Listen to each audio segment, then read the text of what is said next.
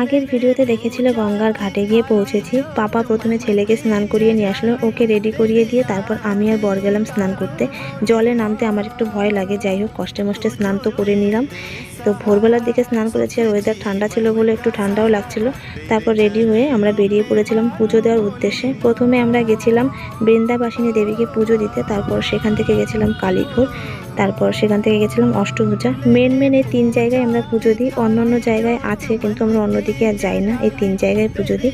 তারপরে সেখান থেকে আমরা একটু ঘুরলাম, ঘুরে টুরে তারপর গিয়ে বসলাম হচ্ছে একটা সুন্দর মাঠ আছে যেখানে সবাই গিয়ে একটু রেস্ট নেয়, খাওয়া দাওয়া করে।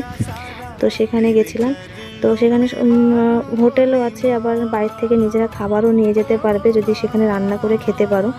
তো বাইরে থেকে নানান জিনিসপত্র সবাই নিয়ে যায়, ওখানে কিনতেও পাওয়া যায়, চাইলে তুমি সেখানে বসে রান্না করেও খেতে পারো। আমরা কিছু টিফিন বাইরে থেকে নিয়ে গেছিলাম আর ওখানে লোক আছে, বলেছিলাম রান্না করে দিতে, ওরাই রান্না করে দিয়েছিল।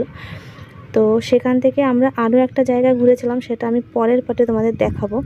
তো আজকের মতো এতটাই শেয়ার করলাম, কেমন লাগলো কমেন্টে অবশ্যই জানিও। দেখা হবে নেক্সট পার্টে।